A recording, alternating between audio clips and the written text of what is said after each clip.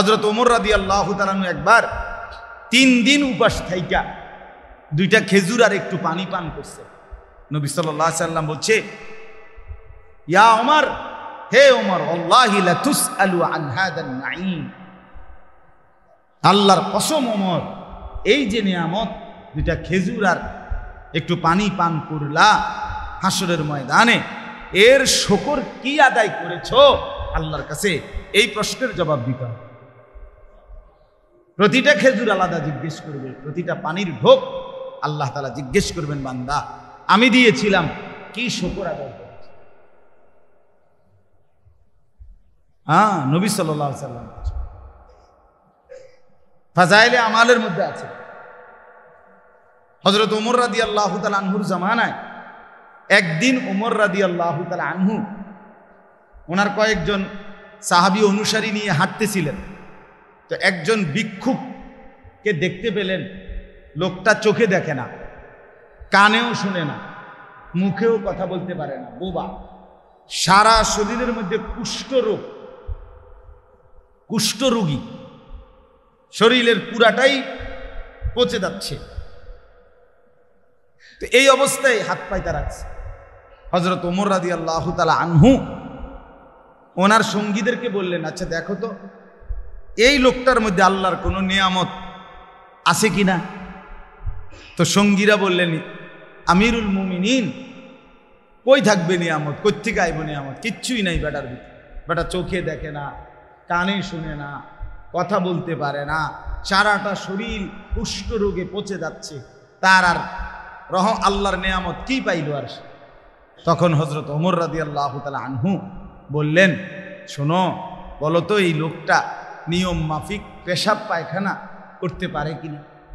বলছে, হ্যাঁ অবশ্যই পারে। তো বললেন, এটা কি আল্লাহ তাআলার নিয়ামত নয়? তার মানে আমি আপনি আল্লাহ তাআলার দয়া, রহম, নিয়ামত ছাড়া কোন সেকেন্ড আছি? বলেন না বাপ, যুবক ভাই তোমরাও বলো ভাইয়া, আল্লাহ তাআলার দয়া ছাড়া কোন সেকেন্ড আমরা আছি? আমাদের সবার শিক্ষাগত যোগ্যতার সনদ জমা দেন, আমার প্রিয় জমা দেই। সবার জ্ঞান, বুদ্ধি, পড়ালেখা, সার্টিফিকেট একত্র কইরা গরমটা কমান। দাওরা pass, SSC pass, masters pass, কামেল পাস, সব একসাথে হইয়া গরম কমান পারবেন কেউ? আল্লাহ তাআলার দয়া ছাড়া, আল্লাহ তাআলার রহম ছাড়া, আল্লাহ তাআলার মেহেরবানি ছাড়া এক সেকেন্ড আমাদের জিন্দিগির কোনো বেঁচে থাকার সুযোগ আছে কি? এত বড় মালিককে ভুলে যাওয়া এটা কেমন? অসংখ্য মানুষের জিন্দিগি অক্টোপাসের মতো আষ্টে পৃষ্ঠে বাইধা ফেলছে এই মোবাইল। অসংখ্য যুবক শুধু এই মোবাইলের আসক্তি থেকে বের হইতে পারছে না বলে জীবনটা তছনছ হয়ে গেছে। অসংখ্য নারীর ঘর ভাঙ্গা গেছে। অসংখ্য প্রবাসীর স্ত্রী, মহিলা, বিদেশির বউ বেচারি ভালো, কিন্তু শুধু এই মোবাইল তারে নষ্ট করে স্বামীর ঘর বিচ্ছিন্ন করে দিচ্ছে। এমন ঘটনা বাপ একটা দুইটা না, আমি তো কমপক্ষে শত শত জানি।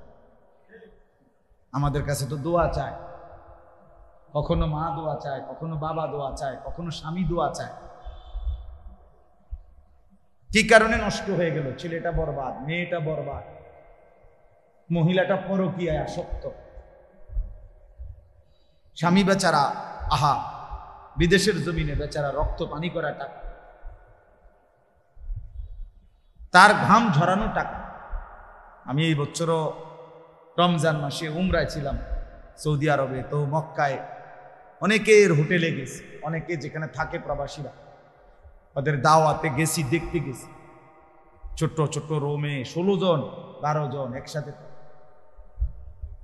কি গরম এর ভিতরে থাকে, কেউ চকিতে, কেউ নিচে, কোন রকম মানবেতর জিন্দেগি। এত কষ্টে থাকেন কেন? উত্তর একটাই, হুজুর যাটুকুই আয় হয় কলজার মধ্যে বাইন্দা কষ্ট করে নিজেরা না খাইয়া না দেয় বাইক ফান, বাড়িতে বউ বাচ্চার জন্য পাঠায়।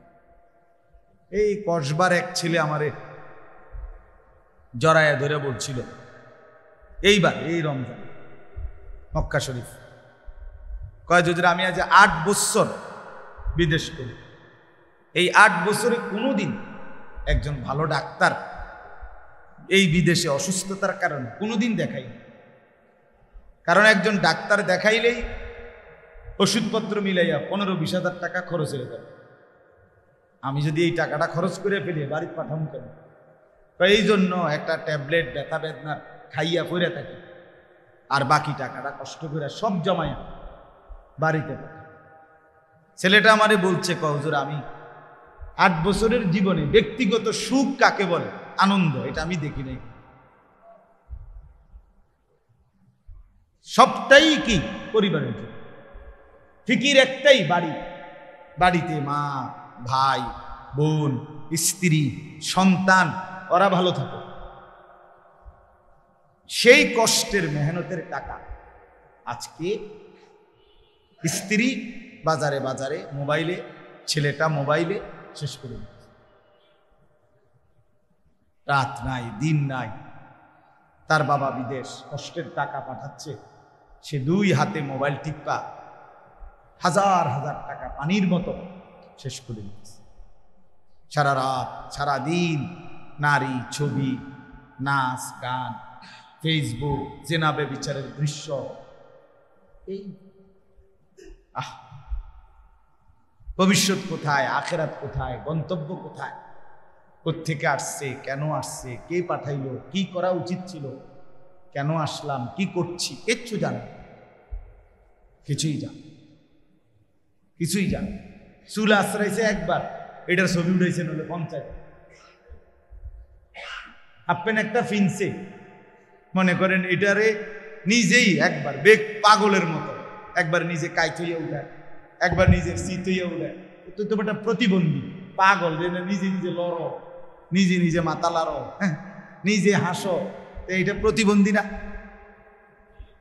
কথা বলেন, এ তো প্রতিবন্ধী, এ তো মানসিক সমস্যা। আল্লাহ আমাদেরকে মাফ করে দেন। এজন্য বাপ, আপনি হয়তো বলবেন হ্যাঁ ঠিক আছে হুজুর ওয়াজে উঠাইতেছিলাম, কিন্তু আমি বলছি এই সরাসরি এটা ধরে রাখলে দিলে বসে না কথা। ওনারা তো স্ট্যান্ড লাগায়, কথা বুঝছেন কিন্তু হাতে ধরে রাখলে হুজুর আসছেন, হুজুরের জন্য চেয়ার এটা দেন না, এনে বই আরাম হতো।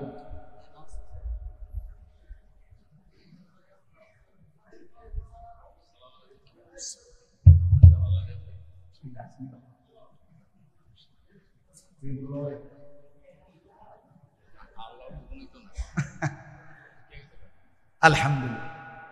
তো এই জন্য বললাম ভাইয়া মনে কষ্ট নিয়েন, আমি ধমকের মতোই বললাম, কিন্তু মূল মাকসাদ মোবাইলটা যদি নিচে থাকে, আলগা থাকে, তো দিলে বসে। শক্ত কথাই হোক, ধাক্কা লাগে দিন, বিবেকের একটা দংশন অনুভূতি জানে, বিবেকের মধ্যে একটা অনুশোচনা আসে যে হাই কি করছি, কি করা উচিত। কারো দিল যদি একটু নড়ে ওঠে, বিবেক যদি নড়ে ওঠে, তো আল্লাহ চাইতেও তার পরিবর্তনের তৌফিক হয়, পরিবর্তনের সুযোগ হয়।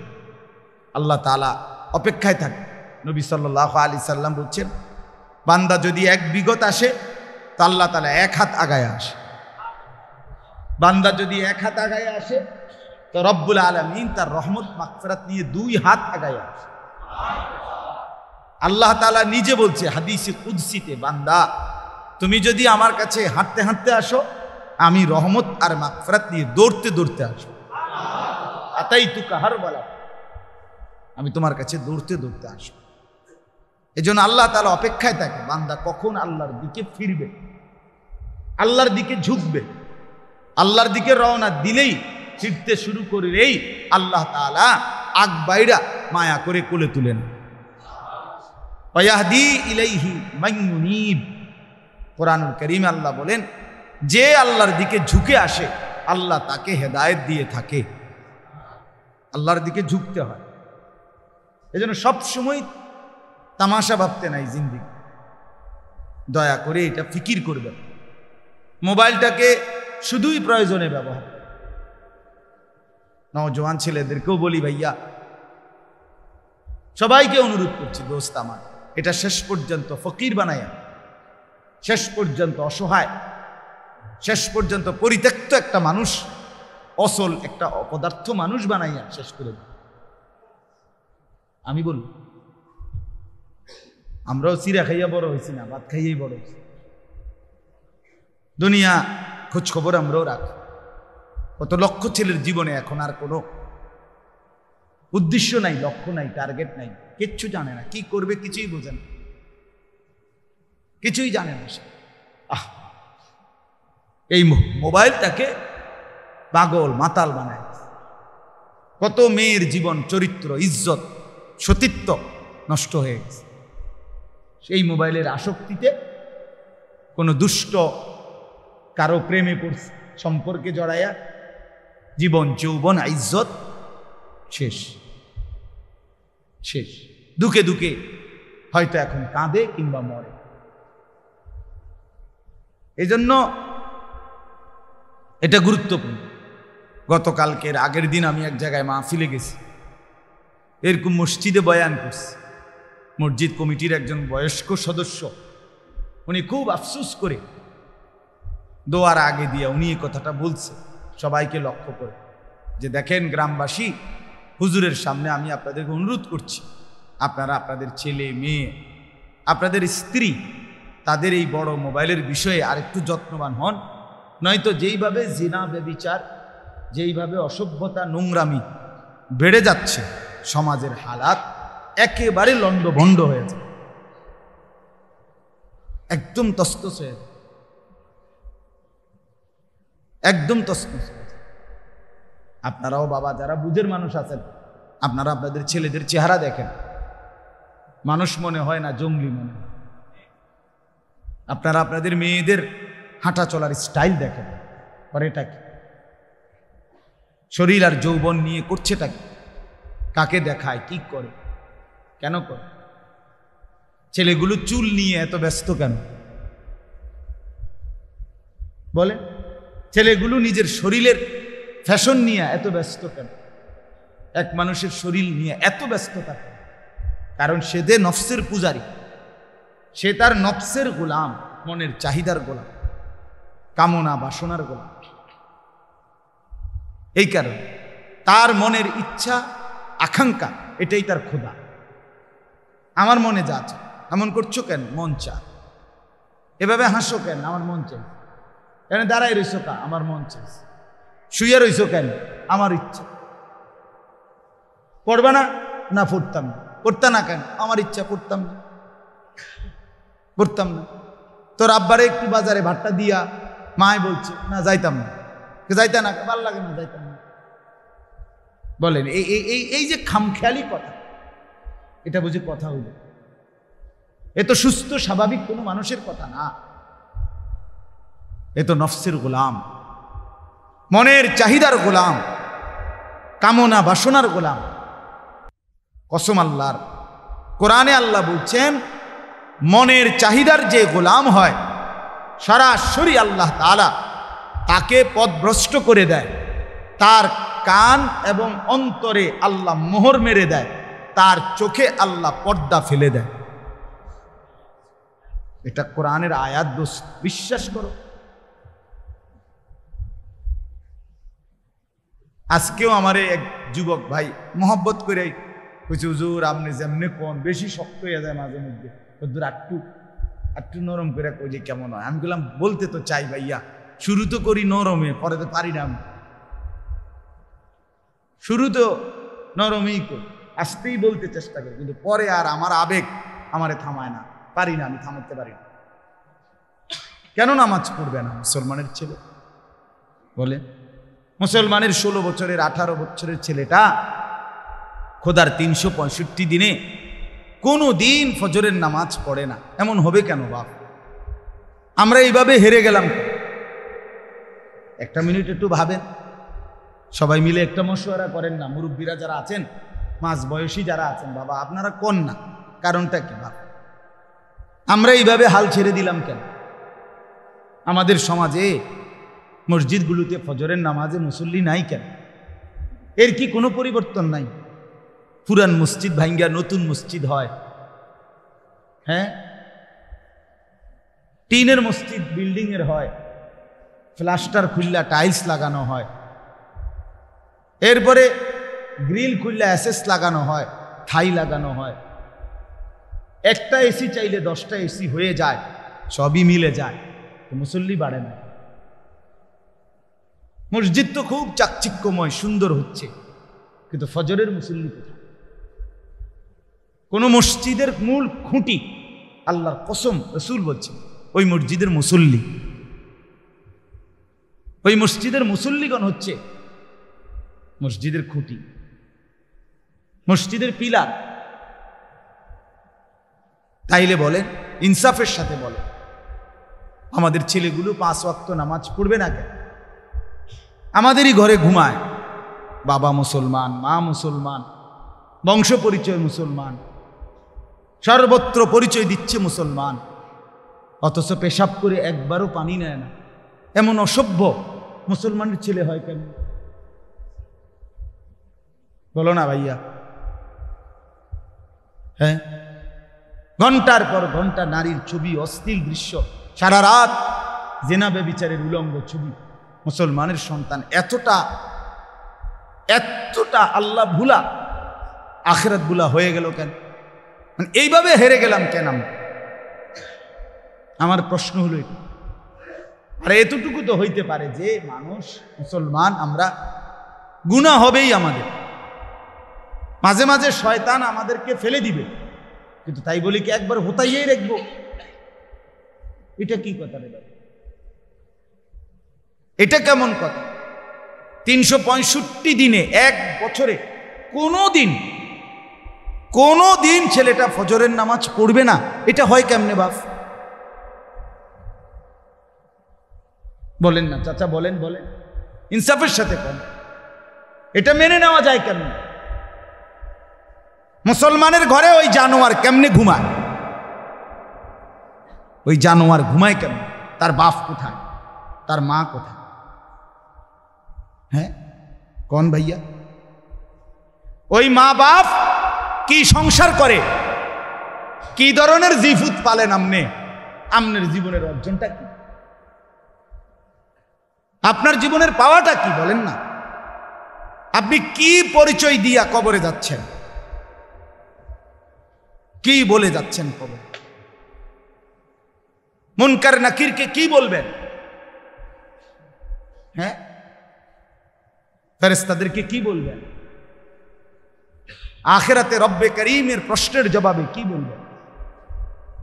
আল্লাহ তাআলা জিজ্ঞেস করবে না? কথা বলেন না কেন? জিজ্ঞেস করবে না? ওয়াকিফুহুম ইন্নাহুম মাসউলুন।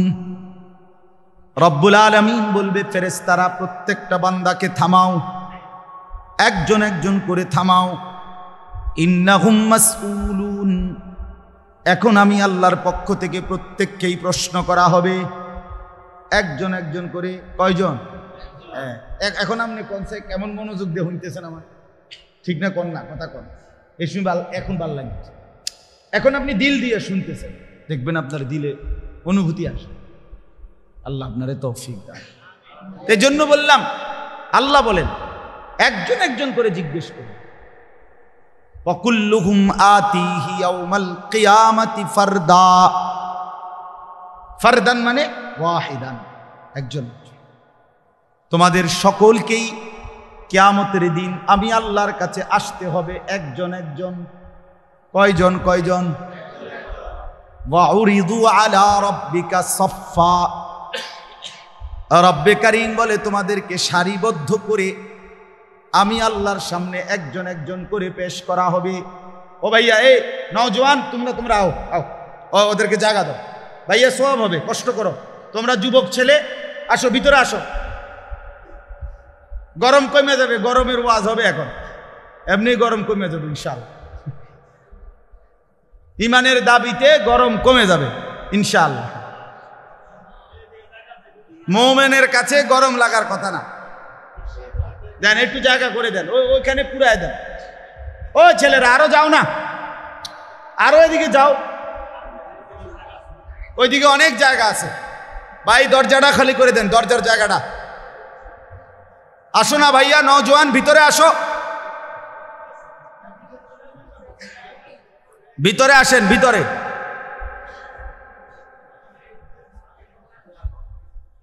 হ্যাঁ হ্যাঁ, এটা লড়ে না সদর বদল।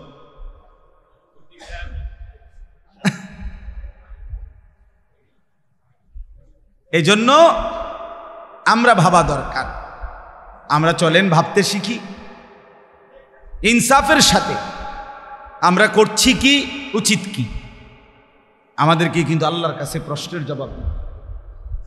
সুম্মা লা তুসআলুন্না ইয়াউমাইদিন আনিন নাঈম, কোরআনের আয়াত স্পষ্ট। আল্লাহ তাআলা বলেন, আমার দেওয়া প্রত্যেকটি নিয়ামত সম্পর্কে তোমাদেরকে লা তুসআলুন্না, অবশ্যই জিজ্ঞেস করা, অবশ্যই জিজ্ঞেস করা। হাদিসের মধ্যে আছে, হযরত ওমর রাদিয়াল্লাহু তাআলা একবার 3 দিন উপাস থাইকা 2টা খেজুর আর একটু পানি পান করছে। নবী সাল্লাল্লাহু আলাইহি সাল্লাম বলছে, ইয়া ওমর, হে ওমর, আল্লাহি লা তুসআলু আন হাদান নাঈম, আল্লাহর কসম ওমর, এই যে নিয়ামত 2টা খেজুর আর একটু পানি পান করলা হাসরের ময়দানে, এর শুকর কি আদায় করেছো আল্লাহর কাছে, এই প্রশ্নের জবাব দিতে হবে। প্রতিটা খেজুর আলাদা জিজ্ঞেস করবে, প্রতিটা পানির ঢোক আল্লাহ তাআলা জিজ্ঞেস করবেন, বান্দা আমি দিয়েছিলাম, কি শুকর আদায় করেছে। হ্যাঁ, নবী সাল্লাল্লাহু আলাইহি সাল্লাম ফাজাইলে আমালের মধ্যে আছে। হযরত ওমর রাদিয়াল্লাহু তাআলা আনহুর জামানায় একদিন ওমর রাদিয়াল্লাহু তাআলা আনহু ওনার কয়েকজন সাহাবী অনুসারী নিয়ে হাঁটতেছিলেন। তো একজন ভিক্ষুককে দেখতে পেলেন। লোকটা চোখে দেখে না, কানেও শুনে না, মুখেও কথা বলতে পারে না, বোবা, সারা শরীরের মধ্যে কুষ্ঠরোগী, শরীরের পুরাটাই পচে যাচ্ছে। তো এই অবস্থায় হাত পাইতা রাখছে। হযরত ওমর রাদিয়াল্লাহু তাআলা আনহু ওনার সঙ্গীদেরকে বললেন, আচ্ছা দেখো তো এই লোকটার মধ্যে আল্লাহর কোনো নিয়ামত আছে কিনা। তো সঙ্গীরা বললেন, আমিরুল মুমিনিন, কই থাকবে নিয়ামত, কোত্থেকে আইব নিয়ামত, কিচ্ছুই নাই বেটার ভিতরে। বেটা চোখে দেখে না, কানে শুনে না, কথা বলতে পারে না, সারাটা শরীর কুষ্ঠরোগে পচে যাচ্ছে, তার আর আল্লাহর নিয়ামত কি পাইল আর। তখন হযরত ওমর রাদিয়াল্লাহু তাআলা আনহু বললেন, শোনো, বলো তো এই লোকটা নিয়ম মাফিক পেশাব পায়খানা করতে পারে কিনা। বলছে, হ্যাঁ অবশ্যই পারে। তো বললেন, এটা কি আল্লাহ তাআলার নিয়ামত নয়? তার মানে আমি আপনি আল্লাহ তাআলার দয়া, রহম, নিয়ামত ছাড়া কোন সেকেন্ড আছি? বলেন না বাপ, যুবক ভাই তোমরাও বলো ভাইয়া, আল্লাহ তাআলার দয়া ছাড়া কোন সেকেন্ড আমরা আছি? আমাদের সবার শিক্ষাগত যোগ্যতার সনদ জমা দেন, আমার প্রিয় জমা দেই। সবার জ্ঞান, বুদ্ধি, পড়ালেখা, সার্টিফিকেট একত্র কইরা গরমটা কমান। দাওরা pass, SSC pass, masters pass, কামেল পাস, সব একসাথে হইয়া গরম কমান পারবেন কেউ? আল্লাহ তাআলার দয়া ছাড়া, আল্লাহ তাআলার রহম ছাড়া, আল্লাহ তাআলার মেহেরবানি ছাড়া 1 সেকেন্ড আমাদের জিন্দিগির কোনো বেঁচে থাকার সুযোগ আছে কি? এত বড় মালিককে ভুলে যাওয়া এটা কেমন বেইনসাফি ভাইয়া, বলেন, কেমন জুলুমের কথা এটা? এত বড় আল্লাহকে কেমনি ভুলে যায়, এত বড় মালিককে কেমনি ভুলে যায়? এই জন্য আমি দয়া করে প্রথম কথা এটাই শুরু করলাম। আমি আমার 2টা আয়াত পড়ছি, এখন শুনাইতেছি আপনাদেরকে। বাকি প্রথম এই কথাটা বললাম, আমার প্রতিদিন এটা আমার কোর্স। আমি এটা বলি যে আপনি আপনার ছেলে, আপনার মেয়ে, আপনার স্ত্রী এবং আপনার নিজের ব্যাপারে আরেকবার বাপ আল্লাহ ভাই আরেকবার ভাবেন যে আসলে যা করছেন, ওরা যা করছে, এটাই আমাদের মুসলমান হিসাবে করণীয় ছিল কিনা, আর এই অবস্থায় কবরে গেলে আমরা টিকব কিনা, আমাদের আখেরাতের কি হবে, আমাদের পরকালের কি হবে, এটা আমরা ভাবা দরকার। মনে রাখবেন, সবসময় জরুরি একটা কথা মনে রাখবেন, আপনি, আপনার স্ত্রী, আপনার ছেলে মেয়ে, এরা থেকে আপনি আলগা হয়ে থাকতেন না, একই হিসাব দিতে হবে। মানে অন্যদের ব্যাপারে আপনি কম বেশ হিসাব, কিন্তু আপনি নিজের ব্যাপারে এবং নিজের বউ বাচ্চার ব্যাপারে আপনার হিসাব সমান সমান দিতেই হবে হিসাব। অকুল্লুকুম মাসউলুন আন রাইয়াতিহি ফাররাজুলু রাইন আলা আহলি বাইতিহি ওয়া হুয়া মাসউলুন আনহুম। নবী সাল্লাল্লাহু আলাইহি ওয়াসাল্লাম বলেন, প্রত্যেক পুরুষ তার পরিবারের সদস্যদের ব্যাপারে অভিভাবক, জিম্মাদার।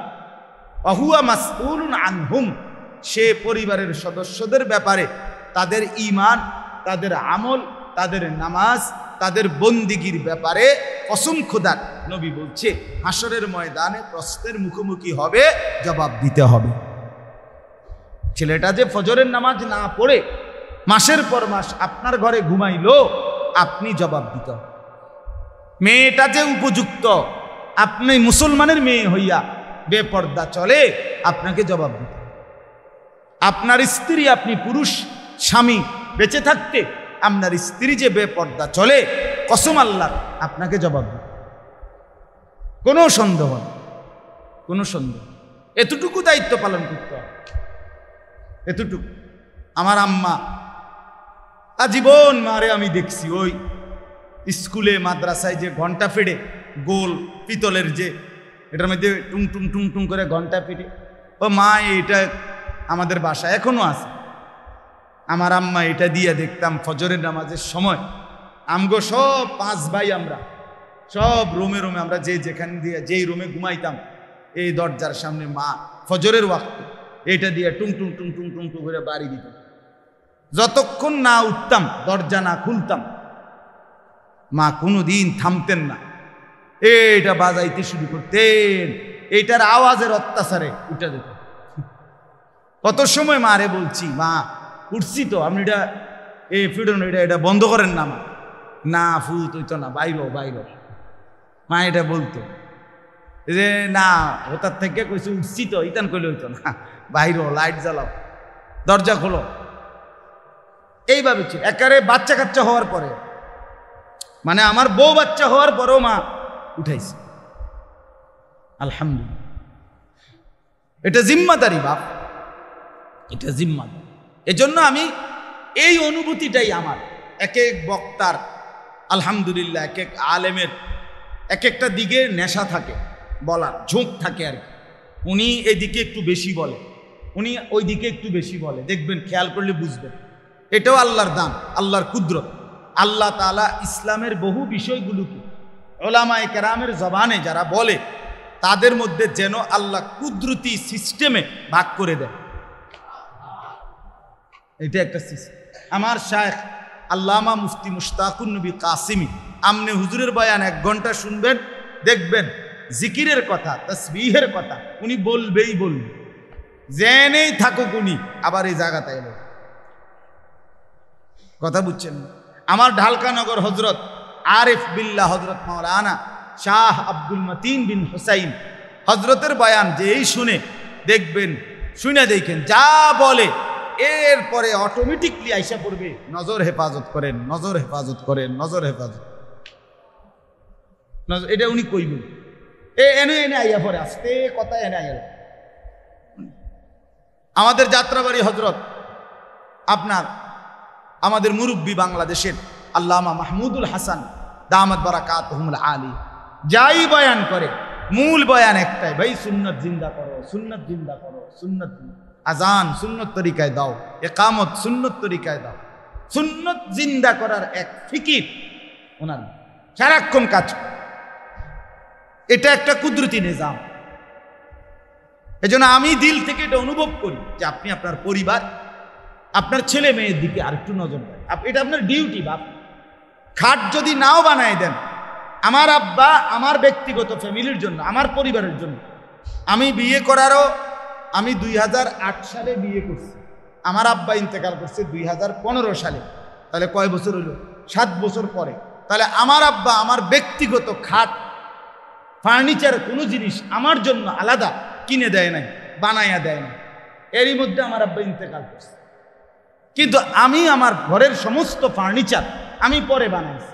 তাহলে আমার আব্বা, আপনার বাবা বা আপনি আপনার ঘরে আপনার ছেলের খাট, পালং, ফার্নিচার, ফ্রিজ, এসি, দালান, বিল্ডিং, আল্লাহর কসম এগুলো যদি করে দিতে নাও পারেন কোনো অসুবিধা হবে না, এগুলো ওরা পরে করে নিবে। কিন্তু ওদেরকে যদি ছোটবেলায় আল্লাহর কোরআন থেকে বঞ্চিত করে দেন, নামাজ থেকে বঞ্চিত করে দেন, হালাল হারামের জ্ঞান থেকে বঞ্চিত করে দেন, চরিত্রহীনতার পথে, মোবাইলের নেশায়, অসৎ বন্ধুদের পাল্লায় এরে যদি ছেড়ে দেন, এরপরে ফিরাইয়া নেওয়া, এরপরে ফিরে আসা বহুত কঠিন। আপনারও জ্বালাইবে, এতে নিজেও জমি। অর্থাৎ প্রত্যেক গুনার কারণে তারও গুনাহ হবে, আপনার আমল নামার মধ্যে। কবরে গেলে আপনি মাটির তলে যদি ফাউডার হইয়া যান, মাগার আপনার ছেলের গুনার কারণে, আপনার খামখেয়ালির কারণে, আপনার গাফলতির কারণে, না শিখানোর কারণে আপনার আমল নামাতেও গুনাহ জন্ম। তেও ফিডা খাইব, আমনও ফিডা খাইব। খামখেয়ালি করলে হবে। এই জন্য আমরা মুসলমান, আমরা জানোয়ার না, আমরা হিন্দু, আমরা খ্রিস্টান, আমরা নাস্তিক না, আমরা মুসলমান। আমাদের চলাফেরা, আমাদের ফিকির, আমাদের চিন্তা চেতনা ভিন্ন রকম, ভিন্ন রকম। বেঈমানের ফিকির ঘর বাড়ি দালান, পদ পদবি, চাকরি বাকরি, গাড়ি বাড়ি, জায়গা জমি, এতটুকুই শুধু নিয়ে চিন্তা করা, এটা বেঈমানের পরিচয়, এটা বেঈমানের ফিকির। আর মুসলমান তাকে বলে, ইমানদার তাকে বলে, আল্লাহর কসম, যে স্ত্রী সন্তান এবং নিজের জীবনের ব্যাপারে ঈমান আমলের ফিকির করে। আমার নামাজ আমার ছেলের নামাজ, আমার নামাজ আমার মেয়ের নামাজ, আমার স্ত্রীর নামাজ। আলহামদুলিল্লাহ, আল্লাহর দয়ায় আমি ফজরের নামাজে উঠবার সময় চেষ্টা করি বিবিকেও তুলতে, মেয়েকেও তুলতে, যতক্ষণ না উঠে দাঁড়ায় থাকি। এরপরে ছেলেটাকে নিয়ে মসজিদে যাই। 7 বছরের ছেলে আমারও আলহামদুলিল্লাহ আমার সাথে মসজিদে ঢোকে ফজরের নামাজ। আবার সালাম ফিরেই আপনি আমার মসজিদের ইমাম সাহেবের খবর লন, আমার বাসার সামনে নাম্বার দিই, জিজ্ঞাসা করে। আমি সালাম ফিরেই 2 রাকাত ফজরের সবসময় আমার অভ্যাস, সাথে সাথে আমি আবার ঘরে ফিরে আসি। দাঁড়া মসজিদে বসি না আর কি। কেন বসি না? আবার এসে দেখি বউ বাচ্চা উঠছি না। কথা বুঝছেন না? হইতে পারে উঠে নাই, হইতে পারে উঠতেছে, হইতে পারে না এরকম, তো আবার উঠাই। কারণ আমাকে, এটা আমার জিম্মাদার, এটা আমার জিম্মাদার। আমি যেমন আমার ফজরের নামাজের ব্যাপারে আল্লাহর কাছে হিসাব দিতে হবে, আমার অধীনস্থ এই বিবি বাচ্চার ফজরের নামাজের ব্যাপারেও আমাকে কি দিতে হবে? এই কথাটা বুঝেন বাপ। ওয়া'মুর আহলাকা বিস-সালাহ ওয়াসতাবির আলাইহা, কোরআনের আয়াত। আল্লাহ তাআলা বলেন, হে নবী, আপনি আপনার পরিবারের সদস্যদেরকে নামাজের আদেশ করুন এবং আপনি নিজেও নামাজের উপরে মজবুত থাকুন। তো তাহলে নিজেকে নামাজ পড়তে বলছে, বলছে, কথা বলেন না কেন? আপনিও নামাজের উপরে মজবুত থাকুন, তাহলে আপনাকে নামাজ পড়ার কথা বলছে। আর পরিবারের সদস্যদেরকে নামাজের আদেশ করুন, এটা বলছে আপনারে। তাহলে এটা আপনারে কইছে তো, বুঝছেন নি কথা? তাহলে এটা দায়িত্ব কখন পালন করবেন? তের নমাজতে পড়লে পড়ো, বাবুরে আমার বিদেশ পাঠানো দরকার, আমি বিদেশ পাঠাইছি, এটিনি কথা। হ্যাঁ, আমি বাবুরে 12 লাখ টাকা সুদে লইয়া বিদেশ পাঠাইছি, এখন যদি এবার নামাজ না পড়ে আমি কিনতাম। আপনি কিনতেন মানে চিরা খাইবেন, বন দিয়া চা দিয়া ভিজাই খাইবেন, কথা বুঝছেন না? ডাইরেক্ট বন খাইলে তো আপনার কষ্ট হইব, মানে চা দিয়ে ভিজাইয়া বন খাইবেন, আপনি কিনবেন মানে? আপনার দায়িত্ব হলো সুদে 12 লাখ টাকা নিয়া ফুদ বিদেশ পাঠান, এই জন্যই তো আপনি বাপ, ঠিক না?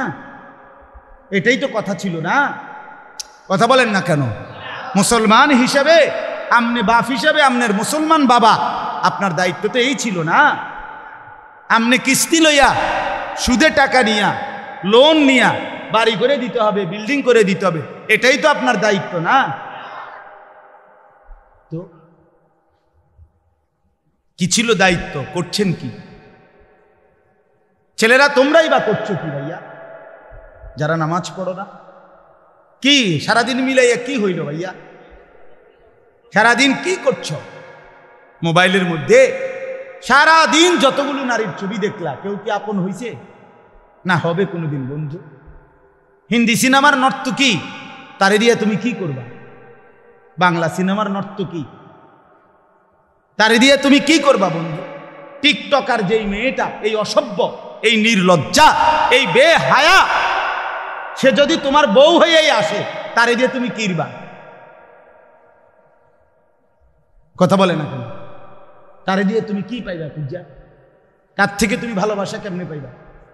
আল্লাহ তাআলা বলছেন হালাল পবিত্র স্ত্রীর মধ্যে আমি আল্লাহ ওয়া জাআলা বাইনাকুম মাওয়াদ্দাতান ওয়া রাহমা, আমি যাকে তোমার স্ত্রী হিসাবে হালাল বানিয়েছি তার মধ্যে আমি আল্লাহই তোমাদের স্বামী স্ত্রী উভয়ের জন্য ভালোবাসা এবং দয়া মায়া আমি তৈরি করে দিয়েছি।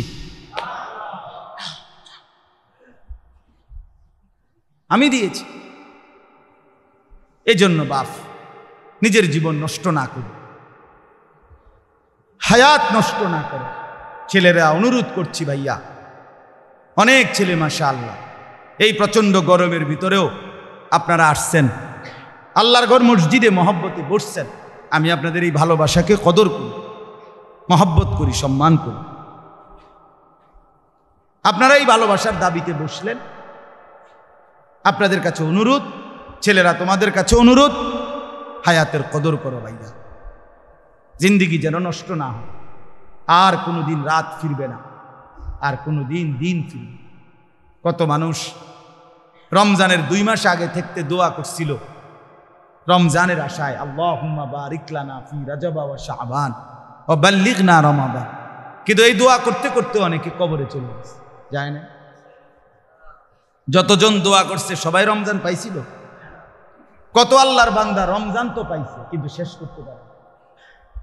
আমি যেদিন এতেকাফ করছি শেষ 10 দিন আমার শায়েখ আল্লামা মুফতি মুশতাকুন নবী কাসিমি হুজুরের সাথে আমরা এক মসজিদে প্রায় 12 থেকে 1300 লোক এতেকাফ করছি, 5 তলা মসজিদে একসাথে। আলহামদুলিল্লাহ। এমনি হাত দিয়ে মাইক প্রায় দূর দূর করে জায়গা দিচ্ছে, সিঁড়ির তলের মধ্যেও 9-10 জন ঘুমাইছে। এত কষ্ট করেছিলাম, সবাই ছিল। তো ওইখানে দেখছি শেষ দিনও ওই মহল্লায়, যেই মহল্লা আমার শায়েখের মাদ্রাসা সুদন্যপুর কোটবাড়ি, ওইখানে শেষ দিন, এই যেদিন রোজা শেষ হবে 30 রমজান, সেদিনও মাইকে শুনতেছি যে আসরের নামাজের পরে জানাজা। তাহলে ওই লোকটা, যেই লোকটার শেষ দিন আসরের নামাজের পরে জানাজা হয়েছে, সে তো পূর্ণ রমজান পাইল। তাইলে আল্লাহ তাআলা দয়া করে আমাদেরকে হায়াত দিলেন, আমরা রমজান পর্যন্ত পৌঁছলাম। আল্লাহ তাআলা রহমত, মাগফিরাত, নাজাতের সুযোগ আমাদেরকে দিলেন, রহমতের দুয়ার খুলে দিলেন, জান্নাতের দুয়ার খুলে দিলেন, জাহান্নামের দরজা বন্ধ রাখলেন, শয়তানকে শিকলে বন্দী করলেন। অসংখ্য অগণিত নেকি আপনার বহু গুণে বাড়িয়ে দিলেন। এত কিছুর বিনিময়ে আপনি রমজান পরবর্তী অল্প সময়ের ব্যবধানে সব ভুলে গেলেন। আবার আগের মতো বিড়ি, সিগারেট, চা, আড্ডা, টেলিভিশন, নাচ, গান, সিনেমা। যুবক ভাই, তোমরা নর্তকীর ছবি দেখা, মোবাইলে, ফেসবুকে অথবা নারীর ছবিতে আসক্ত হয়ে গেলা। আবার গান বাদ্য, ঢোল, তবলা, বেহালা, আবার ড্যাকসেট, আবার সুদের ব্যবসায়ী, সুদ, ঘুষ, মিথ্যা, ওজনে কম দেওয়া। হায় মুসলমান, মাঝখান দিয়ে যে এত বড় একটা রমজান আসলো গেল, এত বড় রমজান, এত সুযোগ, এত কিছু আমাদেরকে কোনো পরিবর্তন করাইতে পারলো না? আমাদের জীবনে কি কোনো নড়াচড়া আনলো না? কি হলো তাইলে? কি হলো তাহলে? এত বড় শবে কদর আমাদের জীবনে কোনো পরিবর্তন আনলো না। এই জন্য দয়া করে ভেবে দেখেন, ইনসাফের সাথে ভেবে দেখেন। আল্লাহ তাআলা আমাদেরকে বুঝ দান করেন, আল্লাহ তাআলা আমাদেরকে ফিকির দান করেন। ফিকির দরকার, ফিকির দরকার। জবানটা জিকিরওয়ালা দরকার, দিলটা ফিকিরওয়ালা দরকার, কপালটা সেজদাওয়ালা দরকার, চোখটা কান্নাওয়ালা দরকার। আল্লাহ আমাদেরকে এমন হওয়ার তৌফিক দান করে। চলেন দুইটা আয়াত যে পড়ছি সংক্ষেপে এবার এই দুই আয়াতের কথা বলি। কোরআনুল কারীমের সূরা তাওবা 9 নম্বর সূরা 10 নম্বর পারা 81-82 এই দুই আয়াত আমি আপনাদের সামনে পড়েছি। আর অল্প একটু সময় এই দুই আয়াতের কথা বললেই ইনশাআল্লাহ আমার কথা শেষ। প্রিয় নবী সাল্লাল্লাহু আলাইহি ওয়াসাল্লাম মক্কা থেকে হিজরত করে মদিনায় গিয়েছেন না? মক্কায় 13 বছর ইসলামের দাওয়াত দিয়েছেন। এই 13টি বছরে নবী সাল্লাল্লাহু আলাইহি সাল্লামের উপরে মক্কার কাফেররা, কুরাইশরা দিন রাত নবীজি এবং তার অনুসারীদের উপরে সীমাহীন জুলুম, নির্যাতন, অত্যাচার করেছেন। শারীরিক, মানসিক, সর্বদিকে জবান দিয়া গালি গালাজ, মন্দ কথা বলেছেন। শারীরিকভাবে নবীজির উপরে, সাহাবীদের উপরে সরাসরি অনেক জুলুম নির্যাতনও করেছেন কিনা? হজরতে বেলাল, হজরতে খাব্বাব, হজরতে খুবাইব, হজরতে আম্মার, হজরতে ইয়াসের, হজরতে সুমাইয়া, হজরতে জনীরা, হ্যাঁ, এরকম সাহাবীদের উপরে ভীষণ জুলুম অত্যাচার করছে। নবী সাল্লাল্লাহু আলাইহি সাল্লামের পিঠে উটের পচা নাড়ি ভুড়ি চাপায় দিছেন, গলা ধাক্কা দিয়ে কাবা ঘরের সামনের থেকে বের করে দিছেন, গলায় গামছা লাগাইয়া টাইনা হেসরে কাবার সীমানার থেকে বের করে দিছেন। এরকম বহু জুলুম, অত্যাচার, নির্যাতন নবী এবং সাহাবীদের উপরে মক্কার কাফেররা করেছেন 13টি বছর। আল্লাহ তাআলা এই 13 বছর আল্লাহ তাআলা ঘোষণা দিয়ে রাখছেন নবীজিকে, কোরআনে আছে যে আপনি শুধু দাওয়াত দিবেন, সবর করবেন, হজম করবেন, মাফ করে দিবেন, একটি আঘাতের বদলায় পাল্টা কোনো আঘাত করবেন না। নবী সাল্লাল্লাহু আলাইহি সাল্লাম এভাবেই চলছেন। এরপরে 13 বছর পরে হিজরত করে মদিনায় গেছেন। মদিনায় যাওয়ার 6 মাসের মাথায় আল্লাহ তাআলা এবার বললেন, এই 13.5 বছর পর, মক্কার 13 আর মদিনায় কত? 6 মাস। তো 13.5 বছর পরে আল্লাহ তাআলা এবার বললেন, উদিনা লিল্লাযীনা ইউকাতিলুনা বিআন্নাহুম যুলিমু। বন্ধু, গত 13.5 বছর আপনি এবং আপনার অনুসারীদের উপরে ভীষণ জুলুম হয়েছে। এইবার থেকে আমি আল্লাহ বাকিটা সময় আপনাকে সরাসরি জিহাদ করার, যুদ্ধ করার অনুমতি দিলাম। এবার শুরু করেন, একদম একটা আঘাতের বদলা ফিরাই দিবেন, পাল ট্রাম করে মারবেন, আপনাকে অনুমতি দিলাম। চলেন এবার আপনি যুদ্ধ শুরু করেন, জিহাদ শুরু করেন, আল্লাহর জন্য জান মালের কুরবানি শুরু করেন। নবী সাল্লাল্লাহু আলাইহি সাল্লাম সাহাবীদেরকে নিয়ে শুরু করলেন যুদ্ধ। শুরু হইল বদরের যুদ্ধ। এরপর থেকে চলছে এই যুদ্ধ। বাকি 9 বছরে আল্লাহ নবী সাল্লাল্লাহু আলাইহি ওয়াসাল্লাম 57টি যুদ্ধ পরিচালনা করছেন। তন্মধ্যে 27টি যুদ্ধে নিজে সরাসরি অংশগ্রহণ করছেন। 30টি যুদ্ধে, আমি একটা জিনিস হুজুর আন্দাজ করছি, এখন এই প্রচন্ড গরমের মধ্যে যারা জুড়াইতে আছে, আলহামদুলিল্লাহ আপনারা আসলে বাস্তবে ঘুমাই না মানুষ। আপনাদেরকে আলাদাভাবে খাড় করাইয়া ছবি উঠান দরকার, যে দেখেন এই গরমে যারা আল্লাহর মেহেরবানি ঘুম যাইতারে, তারা বাস্তবিকই ঘুম যায় না মানুষ। আপনাদেরকে আলাদা পুরস্কার করা দেওয়া উচিত। এই জন্য আপনাদের পুরস্কারের জন্য আপনারা রেডি হন। যারা যারা জুড়াইতে আছেন, অনেকে মাঝখান দিয়ে জুড়াইতে আছে। চলেন, তো বলতেছিলাম আল্লাহ নবী সাল্লাল্লাহু আলাইহি ওয়াসাল্লাম 27টি যুদ্ধ নিজে পরিচালনা করেছে, আর 30টা যুদ্ধে সাহাবায়ে কেরামকে সেনাপতি বানিয়ে সাহাবীদের নেতৃত্বে যুদ্ধের কাফেলা রওনা করাইছে। এই 30 আর 27 কত হইল মোট? 57টা যুদ্ধ এই 9 বছরের ভিতরে। 10 বছরের মাথায় ইন্তেকাল করছেন। 11তম হিজরিতে রবিউল আউয়াল মাসেই ইন্তেকাল করছেন। তাহলে 11তম বছর পূর্ণ হয় নাই। তো এই জিহাদ, এই কিতাল ইসলামের একটি মৌলিক গুরুত্বপূর্ণ ফরজ বিধান। এখানে গুরুত্বপূর্ণ বিষয় নামাজ, রোজা, হজ, যাকাত, এটা যেমন ফরজ বিধান, আল্লাহর রাস্তায় জিহাদ নির্দিষ্ট শর্ত, নির্দিষ্ট নিয়ম কানুন, নির্দিষ্ট মাসআলার ভিত্তিতে আপনার আল্লাহর রাস্তায় জিহাদ, এটাও ফরজে আইন, এটাও ফরজ বিধান। কখন ফরজে আইন, কখন ফরজে কেফায়া, কখন সবার জন্য বাধ্যতামূলক, কখন নির্দিষ্ট সংখ্যকের উপরে বাধ্যতামূলক, এই সম্পর্কিত বিস্তারিত বিধিবিধান কোরআন, সুন্নাহ এবং ওলামায়ে কেরামের মাসআলা ফতুয়ার মধ্যে স্পষ্ট লেখা আছে। কথা বুঝছেন কিনা? তাইলে এখানে প্রথম একটা সাথে প্রাসঙ্গিক বলে রাখলাম। আর এ কথা মনে রাখতে হবে, আজকের পৃথিবীতে ইউরোপ তারা যখন পৃথিবীর মোড়লগিরি করে, পৃথিবীর মাতবরি যেহেতু তারা করে, ক্ষমতা, অস্ত্র, বিভিন্ন কূট কৌশল, ষড়যন্ত্রের মাধ্যমে তাদের গোটা পৃথিবীর বেঈমান কাফের তাদের একটাই প্রতিপক্ষ, এক দলই শুধু তাদের প্রতিপক্ষ, তারা হলো মুসলমান।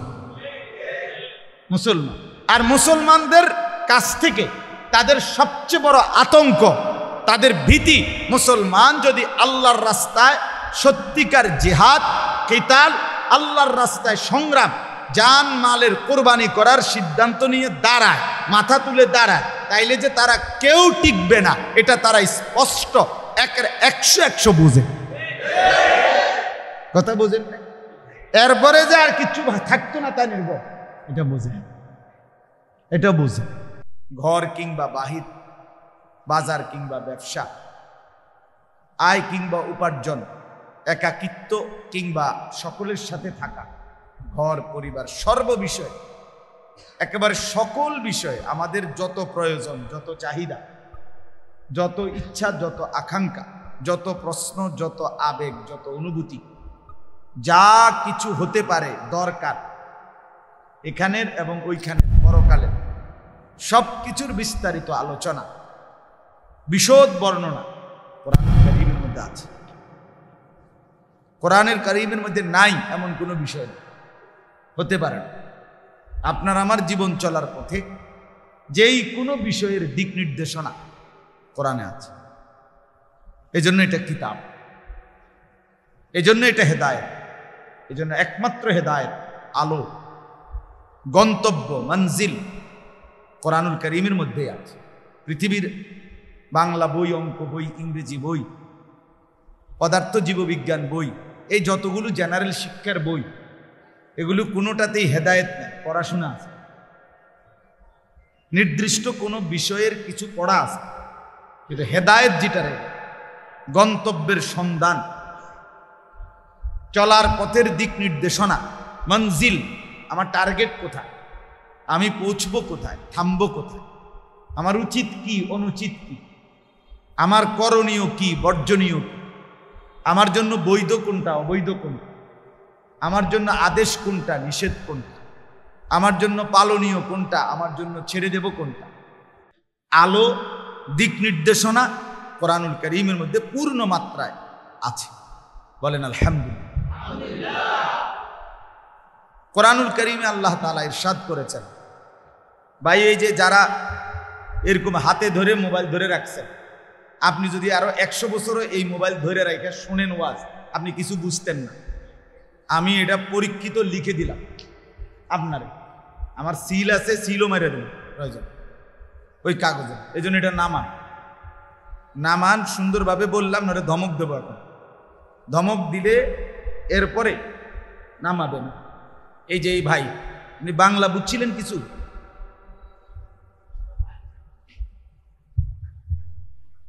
এটা না, আপনার একটা ফালতু অভ্যাস ছাড়া আর কিচ্ছু, একটা বাজে অভ্যাস।